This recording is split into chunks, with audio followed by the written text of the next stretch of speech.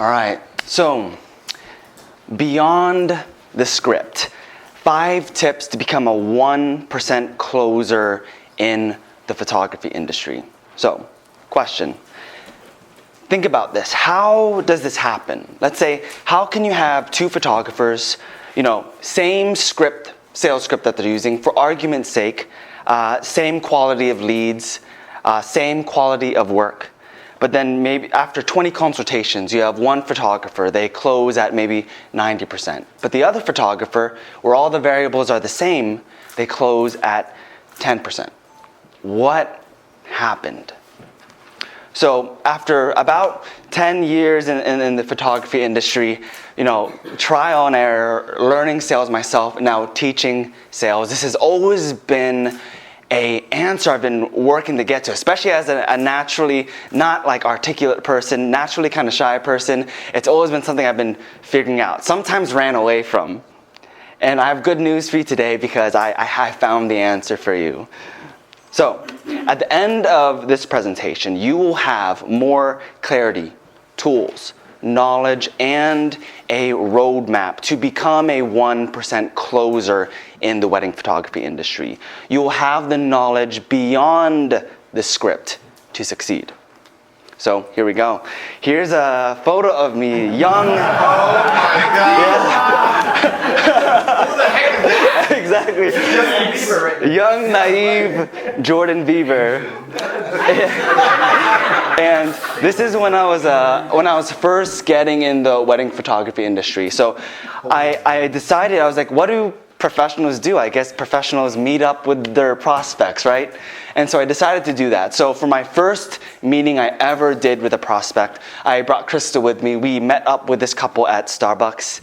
And I was just kind of winging it. The couple came in, the bride was smiling, the groom came in, and he just came in with this cold, dark stare. And I was like, oh crap. And so he came in and they sat down, we had some small talk, and we started going about like the spiel, whatever I was trying to do. And the groom just stopped me and said, I don't really care what you have to say, I just want to know your prices. I'm not the most witty person, so I just kind of froze and I started stuttering. I got tunnel vision, and thank God Krista was there to take over because I had no clue what to do at that point. Say it one more time. The thing is though, I lost control of the conversation. So how do you know that this is happening even at a more subtle sense? You know you're losing control of the conversation if the prospect dives deep into questions and prices before your pitch is complete. You've lost control of the conversation at that point. So tip number 1 I'm about to dive into, the seller must lead the consultation, the conversation. So just kind of rewinding on how this begins. It does begin with the script after a little bit of small talk when we say, so how this meeting will go is I'll ask you some questions to get to know your likes and dislikes. I'll show you a brief album so we can see if we're a fit. And at the end, I'll answer all of your questions. Sounds fair? Most people agree, and it goes on, but we can lose control in the middle. So these are the problems if you're losing control in the middle of the conversation. So either you or your prospect talks too long off topic. I mentioned, I didn't just mention your prospect. It can be you as well. You talk too long. Or maybe you or the prospect goes on these long tangents. We often do that because we feel like that's how we can connect with them. That's how we can be friends with them. But I promise you this, I'm someone who doesn't like to talk. You don't have to do that to connect. And also, if with the situation I talked about, the prospect has a stronger personality and a strong defense against being sold to. So the solution to these are, quickly bring it back. It's okay for it to go off topic because that's how conversations work, but don't let it go way off the agenda on what the consultation's about. And realize you can connect within the script's agenda. So within the script, especially when it comes to the album viewing part, you can get them to you don't have to go on these long tangents going way off topic. It can happen within the script. And if they try to take control, respectfully yet assertively bring it back. Yes, I'll get to those collections in a moment, very soon, and continue with what you have planned. So that's tip number 1. The seller must lead the consultation from beginning to end. But what if you're with a prospect who has a strong defense with being sold to? So here's another crazy photo of me. I was a missionary in Bolivia and Peru for a year. And the reason why I'm bringing up this story is because every single week we'd go to the market. And one thing that was very new for me, at the markets there, the people selling to you are very aggressive. Right. Yeah. And I remember that was new for me. I'd go to these markets, I'd want something, and then they would just like force me to buy things. And I'd get so repulsed.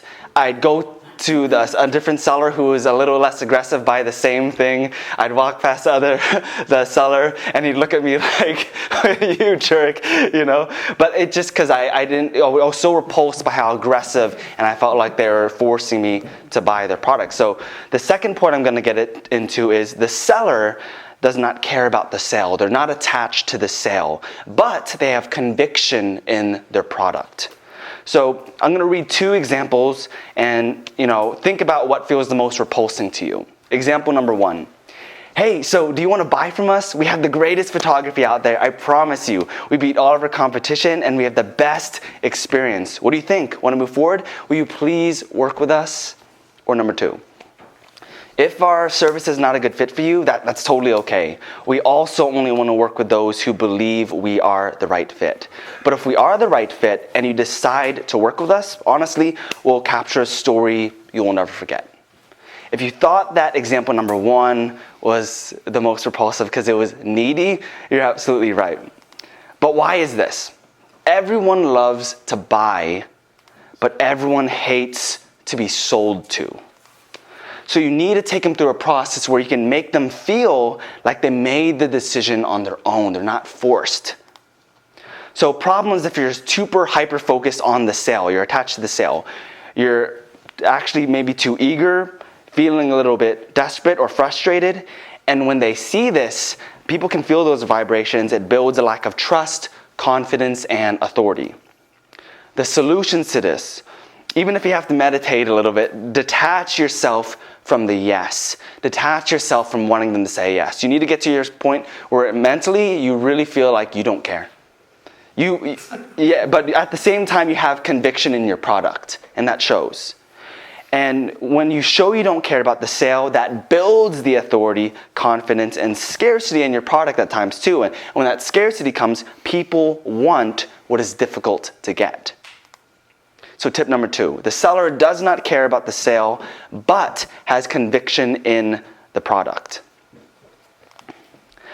The stench of a salesman. So this is a perfect photo, and because oftentimes when we think of salesmen, we often think about the used car salesman, and this photo I think depicts exactly what we think. We know how he's going to talk. We already know he's going to be overly friendly. It's not going to come across genuine. And it's probably going to be lying a lot about the cars and the problems that it has. And oftentimes we can come across with this salesman stench. So tip number 3 I'm going to give you is you must have an attractive vibration and energy. This can come at different levels. And I'll kind of describe that in a bit. But I believe, especially for the wedding photography industry, in different niches, I believe there's different ways you can act that can be a little bit stronger. But specifically for the wedding photography industry, I believe you need 3 qualities to avoid that salesman stench. 1, you need that professional authority, and you just need to have conviction in you and your product. Conviction itself can get rid of the salesman stench. If you have conviction in yourself and your product, that can get rid of it alone. But when I say this professional authority, oftentimes being overly friendly already smells like sales. It seems fake, it seems disgenuine. So often when I talk about the doctor diagnosing, the doctor is not overly friendly. You have respect for them. There is that sense of calm authority. They aren't frantic, and you respect them. Number 2, a friend. It's the most exciting day of their life. A friend wants the best for you. And this is something where you're spending the best day of their life on this day. They want to be with someone who they can enjoy to be with. and then authentic. There's nothing more sketchy than someone being what they are not. Be true to who you are. And if you have those three things, and it may be different levels for different people, you can avoid that salesman stench. So tip number 3, an attractive vibration and energy. My consultation with Raquel and Trey, my long, boring pitch. So this was not my first consultation. I was still learning, and I actually ran away. After that one experience, I felt so humiliated. I ran away from sales for a long time. And this is when I was like, oh, maybe I do need to figure this out. And so I met up with Raquel and Trey. And I remember I had this big thing of photos. I took them through this long, boring pitch. It was mainly me doing the talking, not really asking much questions. And I remember at the end of it, I kind of saw Raquel yawning a bit, nudging Trey, we need to get out of here. I ended up working with them probably just because of my work, and I was really cheap at that time. But the problem of what happened was this.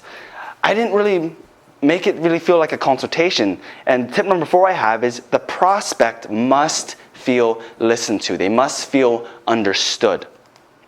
So the problems when a prospect does not feel understood, it's because the seller is assuming the prospect's thoughts.